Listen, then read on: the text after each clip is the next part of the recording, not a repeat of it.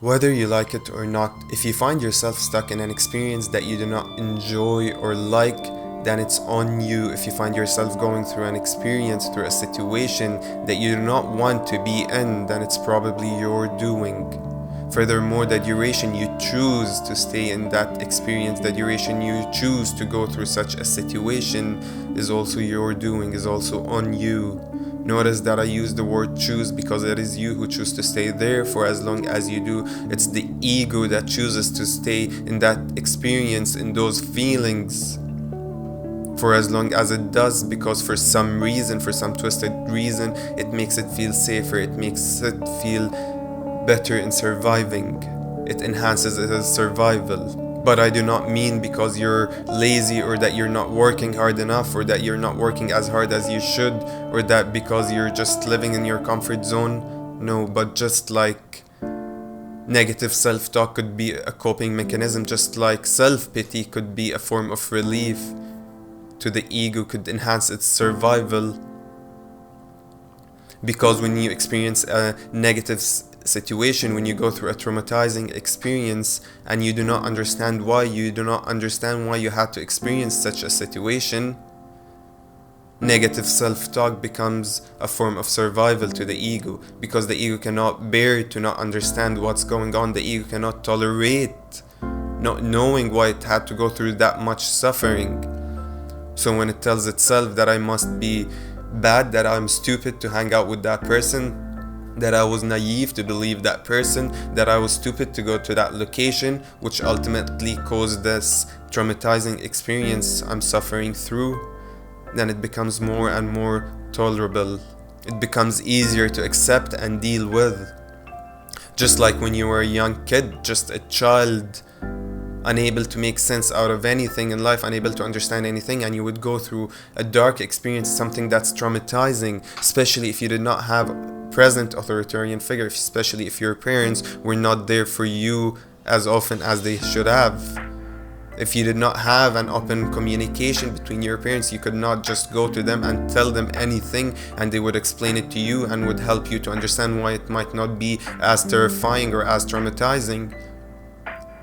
Negative self-talk and negative self-beliefs become a form of coping mechanism to the ego. Because when the ego did not understand what's going on, when you as a child barely able to perceive anything, did not understand what's going on, why did you experience those emotions, what is going on, why did I feel the way I did, then ideas like I'm not worthy, or I'm not deserving, maybe I don't deserve to be happy, maybe I don't deserve peace, maybe I don't deserve to feel joy, maybe I don't deserve to play with this game, become comforting, become more and more tolerable. It makes the experience easier to tolerate and accept. And just like that, the question you ought to be asking yourself is, why am I punishing myself? What is it that I'm holding on? What is it that the ego is holding on? My body is holding on because it's making it feel safer and it's enhancing its survival.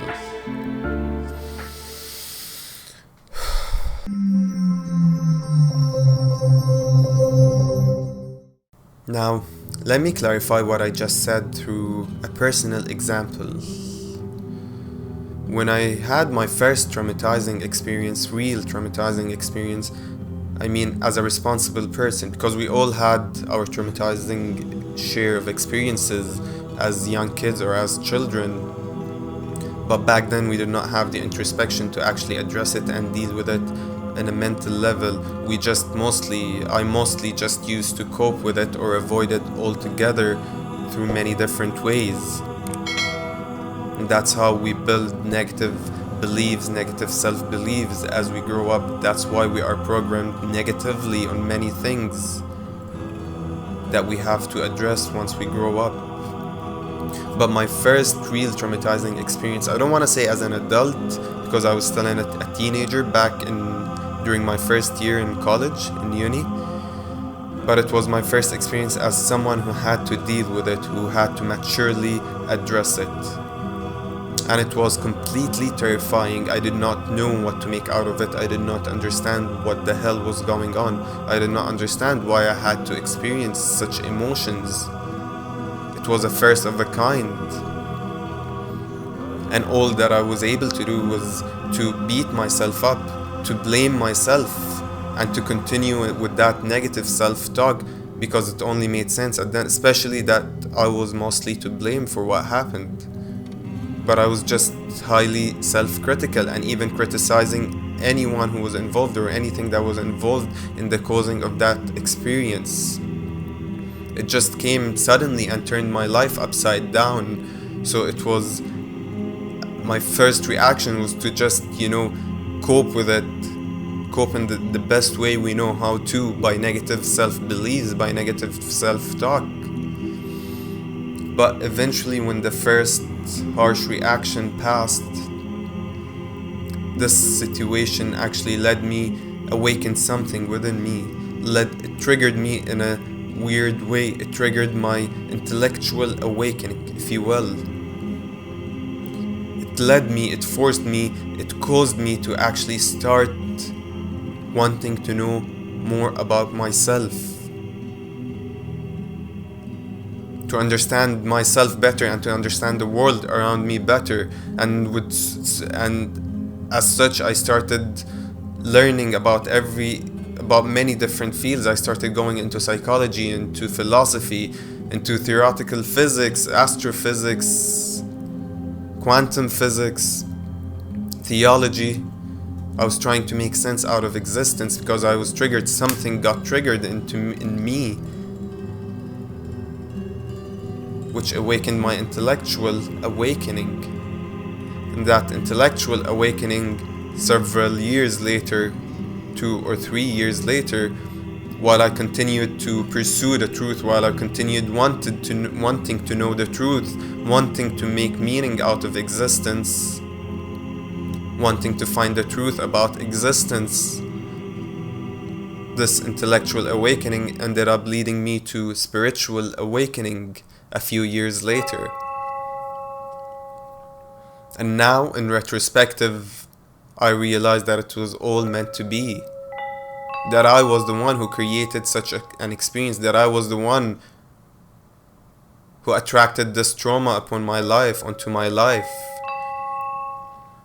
Because while I was just being ignorant, living as the most typical teenager ever, I was not down or bad or feeling sad or anything, but I was feeling empty.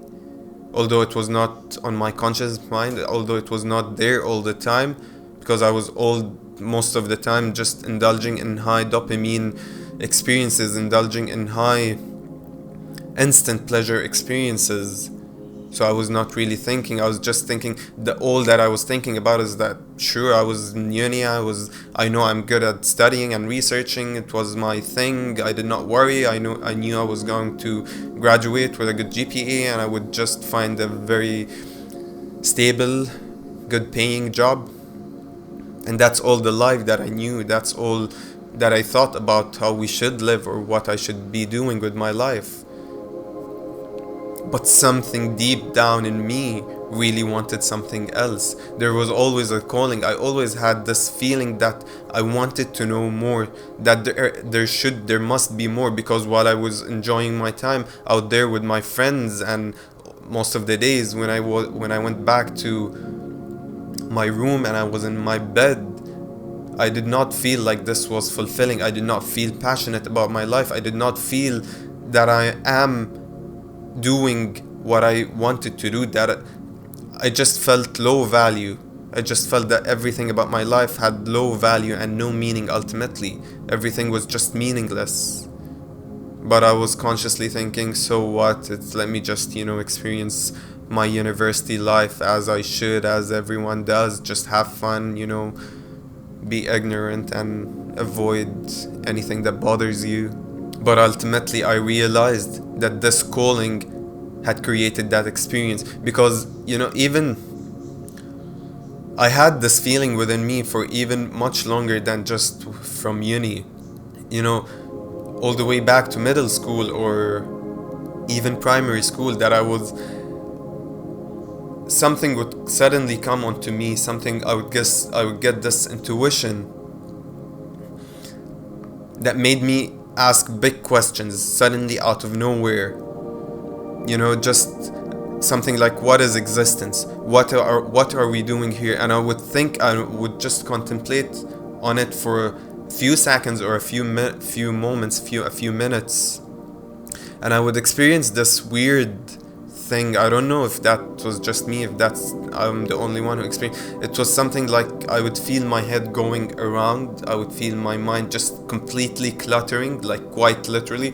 It's quite similar the way I used to think about it. It's quite similar to when you're falling in your dreams upside down, but you're also going upside down. That's the closest I could explain it. It's like, and I said, like, I could just become not unconscious, but just like completely zone out for a second or two when I experience this, when I keep thinking about what this intuition that came in suddenly into me. I'd experience this. And I remember I once told my mom, being the medical doctor she is, she got worried, and she's like, did you fall on your head? Did you hit your head somewhere? And I was like, come on, no, it's not this. I've been experiencing this for a long, but anyway, and just ended there. And this was a long time ago when I stopped experiencing it after some age, after I passed a certain age, and I did not think much about it, but it was part of that calling. Now in retrospective, I'm sure that it's part of that calling.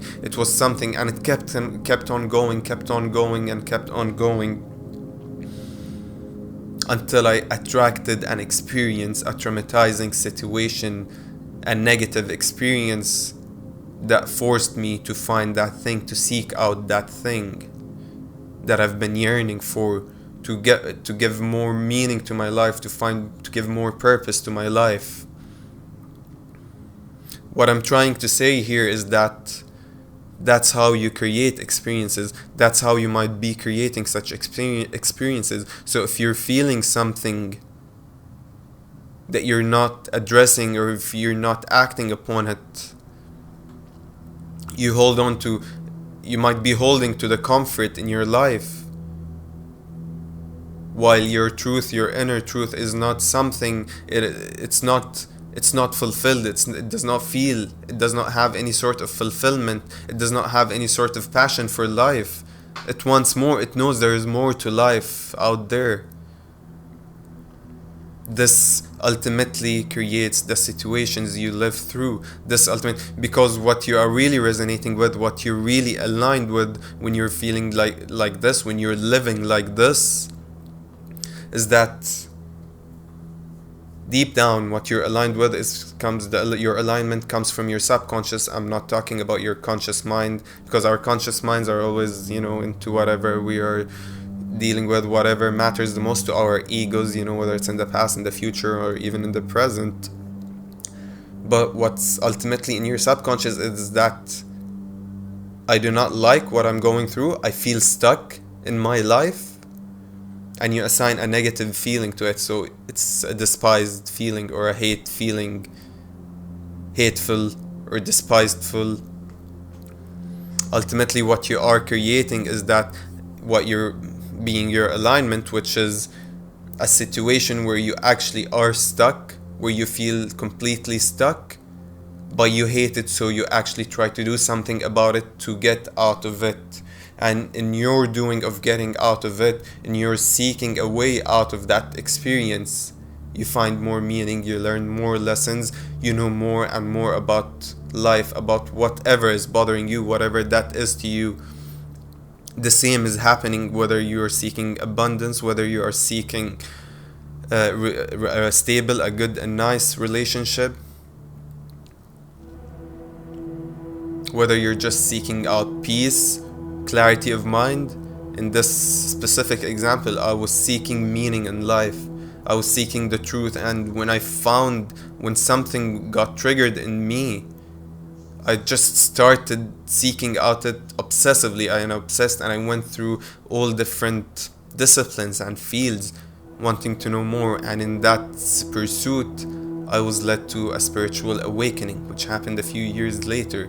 So it all just happened magically. And I'm not saying that it was easy or that it got better. I was I was depressed for most of the time that I was actually seeking out. I had severe depression, and then I was anxious. I was very worried about what is truth and what am I doing and what's going on. And I had different. I'm not going to talk about my whole thought process or my mindset, but I kept going back and forth between different mentalities and mindsets. Refusing things and rejecting things and accepting things, and it was just like a whole this mind-blowing experience. But ultimately I found my spiritual awakening. I was led to my sort of the truth. I was led to some kind of truth that I'm still seeking. It's a continuous journey to me. It's a never-ending journey to me. I'm not saying that this was like I found my spiritual awakening and that was it and I stayed the same. I'm changing all the time, and so with these changes, with these seeking that I'm seeking out, I keep having similar experiences. I keep recreating experiences that triggers me to act in a certain way, that triggers me to feel in a certain way, in order for me to start working on it and then pass another stage or learn another lesson. And that's how all the progress happens in your life. Just like a coal would have to be completely pressurized over years and years, over millions of years, to turn into a diamond. That's exactly who we are. Just like you have, when the more you learn, the more knowledge you absorb, the bigger the toll it takes on your body. With compression comes widening and awakening. It's not like with compression you become worse and worse and worse. With compression you actually are able to expand at a much more efficient rate, and that's what it's all about. That's why you might be punishing yourself by just staying where you are, by feeling in a certain way but choosing not to act upon it, and in return attracting negative experiences and attracting traumatizing experiences.